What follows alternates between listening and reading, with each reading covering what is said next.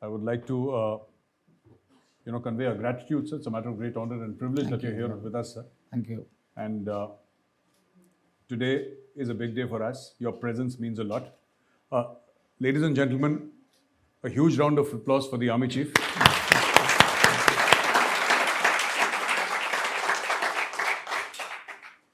When we were playing this video, a lot of people said that, can we have the video? So yes, I'll WhatsApp it to you.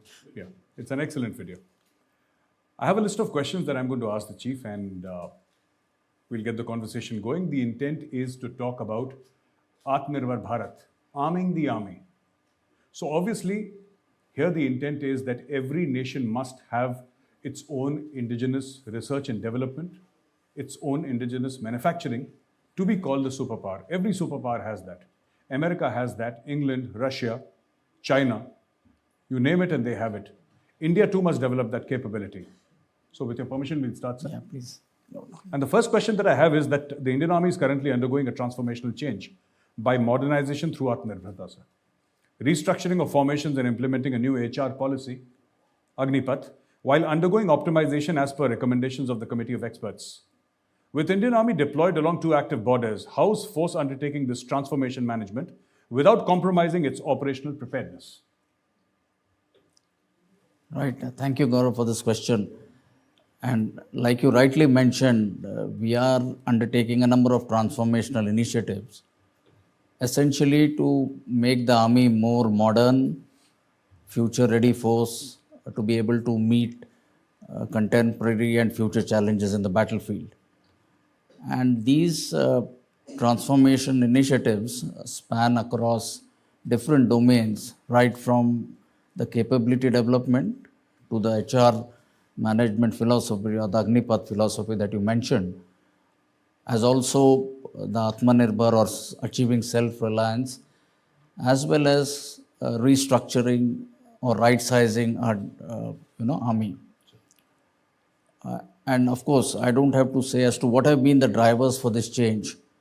Largely the unprecedented changes that are happening in the geostrategic domain, combined with, we have seen the limitless potential of disruptive technologies. Also, there are certain changes in the socio-economic domain and, of course, most importantly, the changing character of war. Now, this is what has actually necessitated that we undertake these transformation initiatives. And largely the purpose, I would say, would be to increase our efficiency and enhance effectiveness in all domains, be it the operational, functional, or the administrative domains. So that is, the background as to why we are doing these transformational initiatives. Now, while all this is happening, it is extremely important, like you mentioned, that we do not lower our guard as far as our deployment commitments on the western borders, as well as the northern borders, as well as in various internal security situation commitments are concerned. So it is extremely critical that while this transformation is happening, we keep this in mind all the time. And how we are doing this, I would say we are following a sort of 4-step process. At the apex level, it is the setting up the right policy framework. Next comes establishing the mechanisms by which all these 4 or 5 things must happen together. Then is the execution part. And lastly, there is also a cognitive interface, which I feel is extremely important. And I'll just take up some time to explain each one of these. So at the apex level, insofar as the policy frame is concerned, it is the strategic guidance which we've given. As also there are other stakeholders. It's not purely the army which is undertaking this transformation. There are other departments within the ministry, as also there are other ministries and agencies who we need to take them along while we do this transformation. So that is one. As far as the second part, that is establishing the mechanisms are concerned, we are looking at the 4 pillars. The first one is the restructuring and the right sizing. Second one is optimization. The third one is the HR management philosophy. And fourth is modernization. And for each of these, we have prepared a transformation roadmap, clearly laying down what are the waypoints and what are the various timelines for review at each stage. And within the Army headquarters, we have identified the verticals. Each vertical will look after the individual transformation initiative. And within these verticals, there are cross linkages, which are as important. So it is important that each of these verticals talk to each other. And then at the apex level, I have the Vice Chief of the Army Staff who was overseeing this entire thing.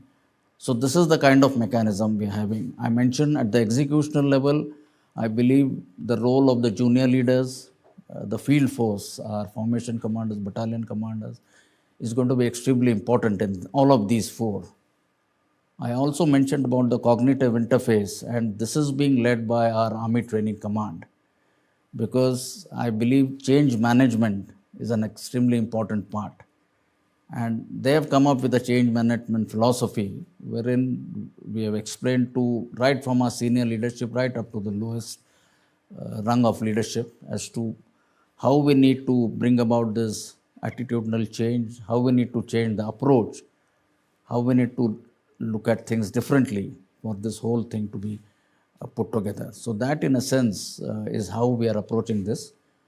And while all this is happening, it is extremely important, the way you pointed out, that our operational preparedness levels along the border are in no way diluted.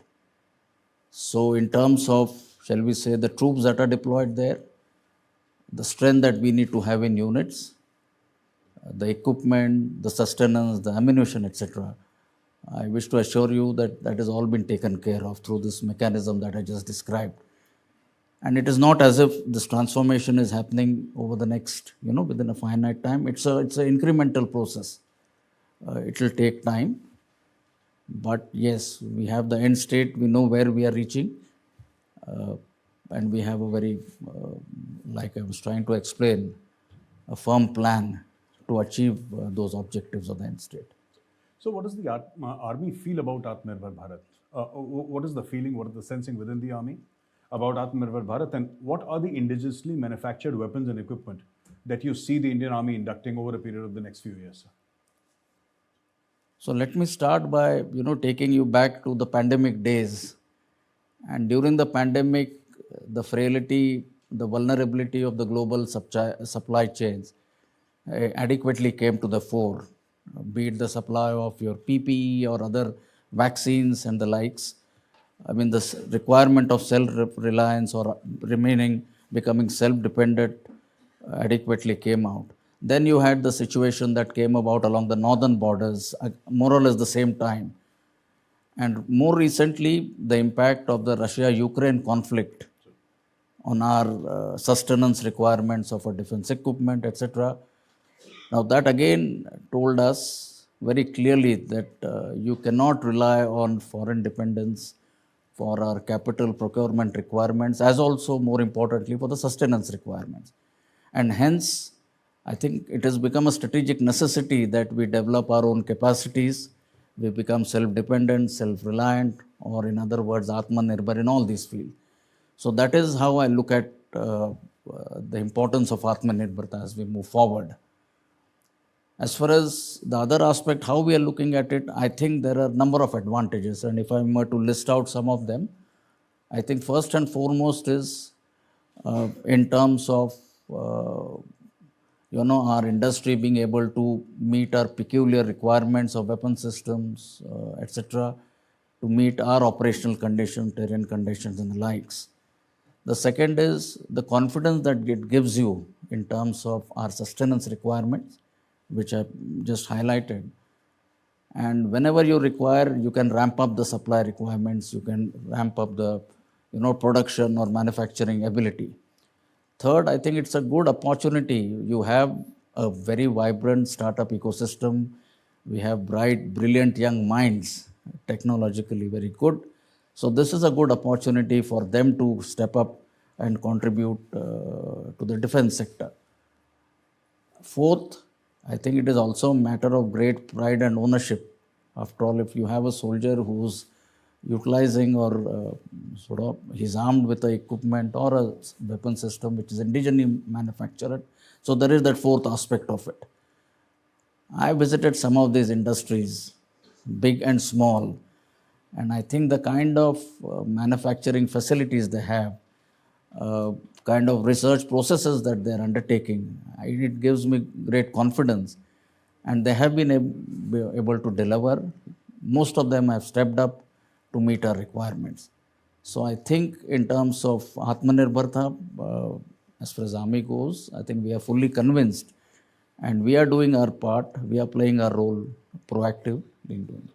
Your second part as to what are the equipment that you're looking at, if I were to briefly tell you, when you look at an infantry soldier, of course, we're looking at a future infantry soldier system as to what kind of protection, how can he have better situational awareness, a better personal weapon, how can he communicate better.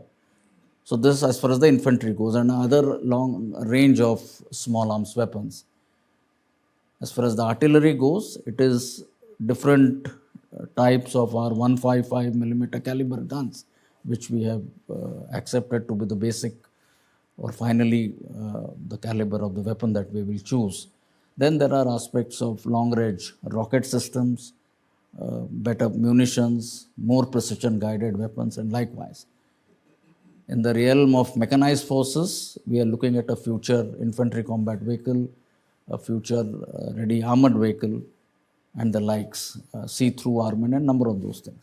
For aviation, we are looking at drones, counter drones systems, as well as the light combat helicopter, light utility helicopters, and in communication, the software-defined radios, and likewise. So these are specific areas that we're looking at as far as Atmanirbharta goes. So you mentioned a startup ecosystem. So you spoke about it and you said that you visited a lot of these places and it gives you a lot of confidence that these youngsters are doing such a fine job. Now, my question to you, sir, what is the Indian Army doing? Is the Indian Army helping private manufacturers? Is it funding private manufacturers? Is it helping with the research and development? Is it leading the way in sorts? Because there has to be acceptability from within the army that yes, we are part of this ecosystem. And we are not just consumers, we are part of this entire ecosystem, sir. But what do you feel about that? You know, about 7-8 years back, we started this process of indigenization, initially by transfer of technology, and which complemented the Make in India initiative. And that is how the technology came in. But we realized that after all, if you are going to rely on technology which is coming from outside, nations are not going to share with you the niche technology. So you will always remain, as we say, a bound behind in terms of leveraging technology. And hence, I think the importance of developing on our R&D and developing technologies indigenously. Also, I must tell you, in terms of the niche technologies, their research, design and development, and the manufacturing ecosystem, I feel there are 4 essential pillars that we need to look at. One is the resource allocation, second is the enabling policies, third is the viable market, and fourth is competitiveness. Now, if these 4 things you are able to get together and provide to the private industry, they will step up. And within all this, we need to understand what is the role of the services. And I feel the role of the services is to be enablers for implementation of the government policies as well as to be able to provide a viable market. In terms of private industry and the hand-holding, I'll give you about 5-6 bullet points as to how we are doing it. One, of course, is we're looking at a concept of spiral development. So initially you give a requirement, and subsequently, even if, let us say, industry is not able to reach up to that, so we look at a spiral development. At each stage, you look at better outcomes or better performance. We are also very proactively engaging with all the premier academic institutes in our country. We have about 20 projects going with them, for about 60 odd crores. We have an Indian Army cell currently, which we have set it up in the IIT Delhi. And we plan to set up these cells next in IIT Kanpur and the IISc Bangalore. Because the aim is then to pick up on the technologies where these academia and these young brilliant minds are able to contribute and meet our requirements. We have also been helping the private industry in number of other ways in terms of providing them the trial testing facilities, providing them our equipment for undertaking trials. Then there are these IDEX Innovation in Defense Excellence projects. Currently, we have, I think, 40 of them, where almost 182 industries have taken part. And then there is the Technology Development Fund with the DRDO. We currently have, I think, 6 projects, again, about 60 to 70 crores. So this is how this entire private industry, and this is how we, and so now we are looking at the relationship between the industry and the military or the army, not as a buyer-seller relationship, but more as a partnership.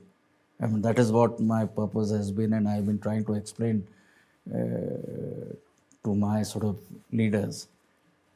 And I also believe in another thing. We now need to indigenize to modernize, because indigenously we do have all the technologies, right, from maybe 5G and what have you.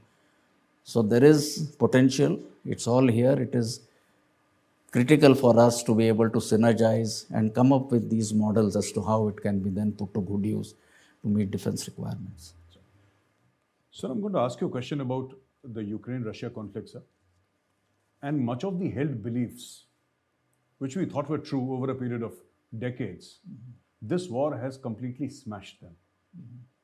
Like, for example, we never thought that a war in this day and age will last for so many months. Absolutely. It started off in the month of February, sir. It shows no sign of ending as we speak today, sir. And so many other things like massed artillery and these tank warfare. We thought these were things of the past. We thought these were remnants of the Second World War. That was the thinking, sir. So what are the lessons that we have learned from the Russia-Ukraine conflict? So what are the lessons for the Indian Army? Right, so we've been following these developments very closely. And to my way of thinking, there are lessons right from the tactical level to the strategic level that we need to, that we can learn. But we have to see their relevance in the Indian context. And it will not be correct to blindly extrapolate them and apply them in our context. Insofar as the lessons are concerned, I think one of the most important lesson is that the hard power will still continue to be used by nations where other means fail to achieve their national objectives. The second, like you mentioned, there was a belief that the conventional wars are a passé, but that doesn't, it has, I think, disproved this hypothesis. The relevance of land power, perhaps, or the primacy of land power, again, I feel is something which has been, adequately brought out in this war. In terms of grey zone, I think that is a strategy of choice for certain nations to achieve their national objectives, especially with the deniability. It is also an alternate strategy wherein you can utilize both non-kinetic as well as kinetic means at a sub-threshold level to again achieve your war aims. So these are some of the major lessons.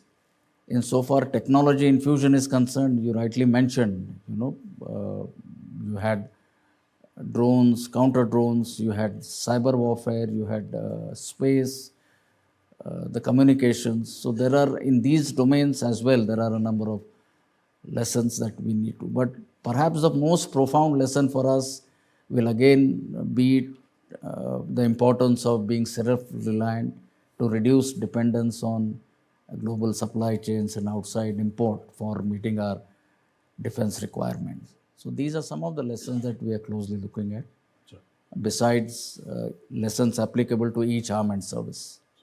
So my next question to you is, sir, what is the situation along the northern borders as we speak today, sir? We've been facing stress there for some time, sir. And there has been a face-off with the PLA. And the Indian Army, of course, acquitted itself wonderfully, sir, most professionally. But what is the real situation along the northern borders, and have we transitioned to a winter posture? Right. So in a single sentence, if I were to describe, I'll say the situation is stable but unpredictable. Right. And you are aware of the ongoing talks, right at the political, diplomatic, at the military level, which have been going on between the two sides. You are also aware, because of these talks, we have been able to find resolution in 5 out of the 7 friction points which were on the table. And it is for the next 2 friction points that we are attempting to find resolution. And the 25th round of the WMCC, which took place on 15th October, I think I set the stage. We are looking at the next date for the 17th round. And that is where I believe through talks, through negotiation, to dialogue, we hope to find resolution in these 2 areas. Now, as far as the PLA strength, the force levels are concerned, there has been no significant reduction. While there were certain formations, some of their brigades, which had come for the purposes of collective training, with the onset of winters, there are indications of their going back. But on the LAC itself, there is no reduction of strength. In terms of infrastructure development, I think that is going on unabated. You have infrastructure in terms of road infrastructure, helipads, the airfield, including the roads right up to the passes. One of the notable developments has been the G695, and you would have read about it, a road or a highway which is running parallel to the LSC, which will give him the ability to not only move forces forward, but also switch forces from one sector to another. So that is as far as the infrastructure goes. Insofar our preparations are concerned, our transition to the winter posture is currently underway, but we've also made sure that we have adequate forces, adequate reserves to be able to deal with this contingency. But in a larger context, I think we need to very carefully calibrate our actions on the LAC to be able to safeguard both our interests and sensitivities, yet be prepared to deal with all types of contingencies. So that is how I think the current situation on the LAC I would describe. Sir, after this entire Ukraine-Russia conflict, so there has been a lot of talk about kamikaze drones and new technologies, disruptive technologies, sir. And the use of technology. This war has thrown up so many possibilities. We always had drones, sir. And Indian Army has had drones for a very long time. But a new kind of drone, which to me at least it was new, sir. These kind of kamikaze drones hitting tanks and hitting armored vehicles and personal carrier from up above, and so many other things happen. So how's the Indian Army embracing these new technologies, these new disruptive technologies? Because they're moving at a very, very rapid rate. So what is our plan? How are we doing it, sir? No, you're absolutely right. So leveraging niche technologies or new technologies has been an essential component or a pillar of our capability development or modernization plans. And we must make sure that whatever these technologies are available, some of them that you described and many more, we are able to, in good time, able to apply them, adopt them in our defense requirements. So that is something which is extremely critical. Now, as to what we are doing it, some of it I already covered.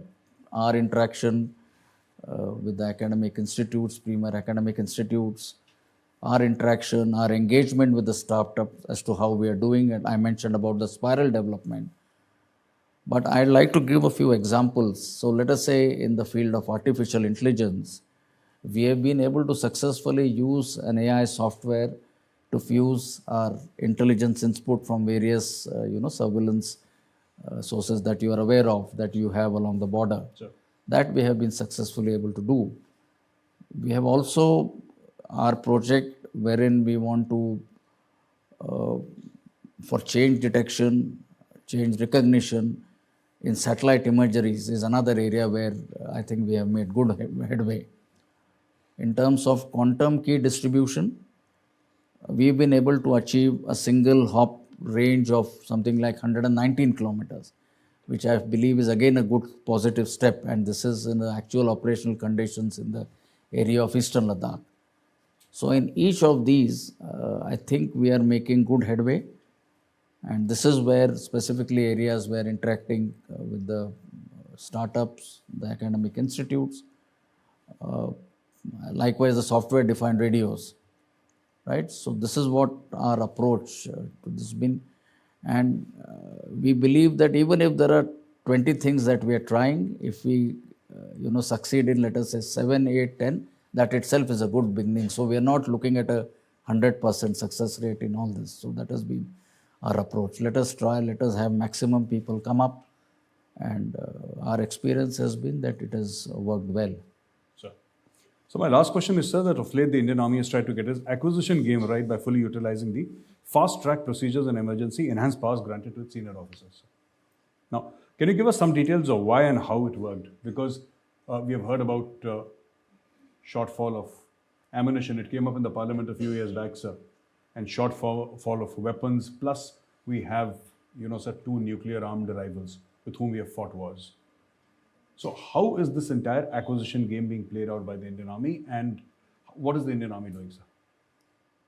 So the emergency procurement provision as part of the FTP or the fast track procedure was a provision or a waiver granted to the services, and we've had so far 3 tranches. The first happened after Uri, then was Balakot, and then was the situation post what happened in eastern Ladakh.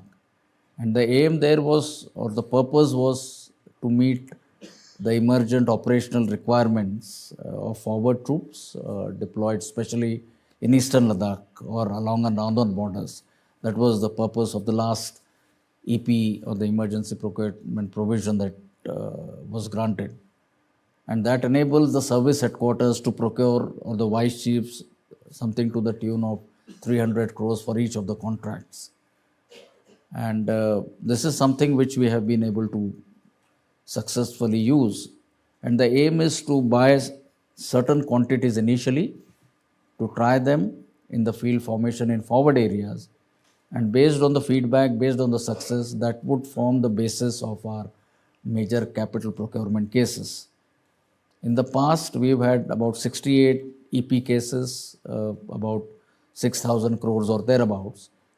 And these have again spanned from various different domains, right? From surveillance, your drones, your jammers, your counter jammers, your protected, mobility protected vehicles, and the likes.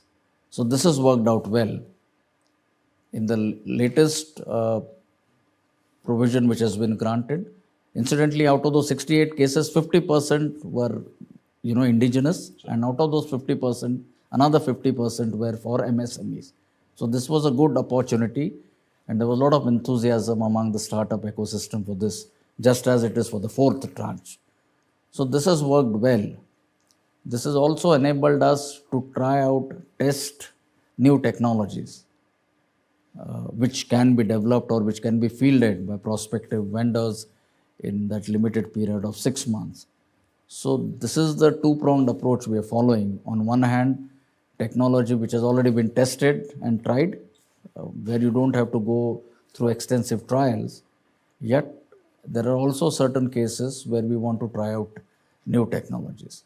And because of this, I think there is a lot of interest, lot of enthusiasm generated amongst our defense industry.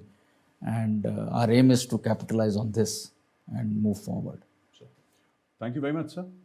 It was wonderful talking to you. And with your permission, sir, we'll take 2 questions from the audience. Right. So, yeah, please.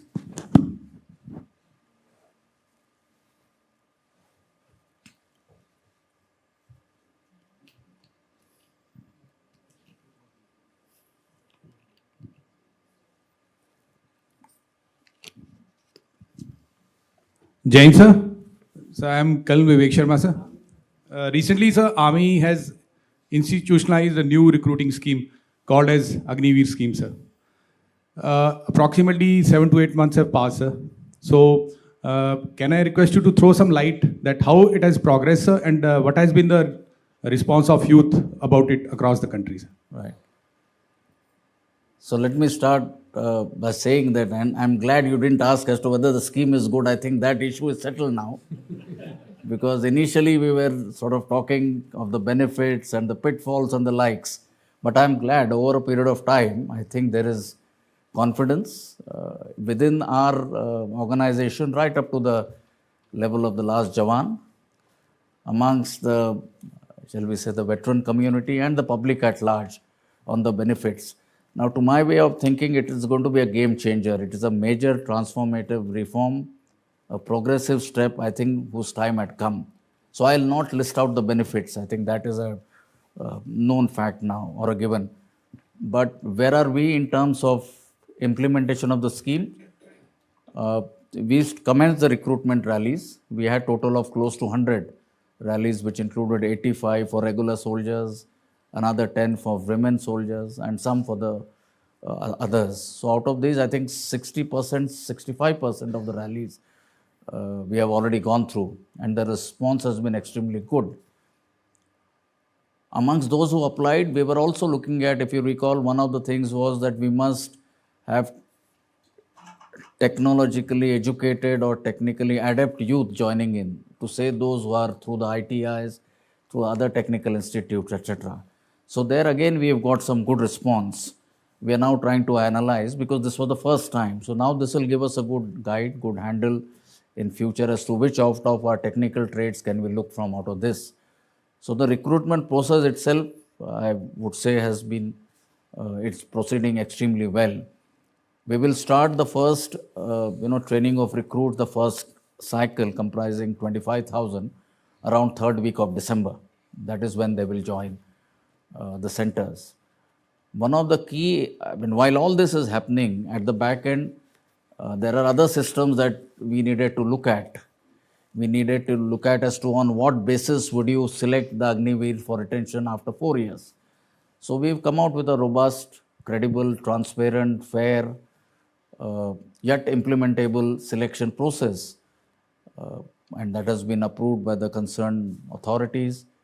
We are in the process of putting out in an automated centralized database, because these Agniveers, after their initial 31 weeks of training, are going to be posted in all units.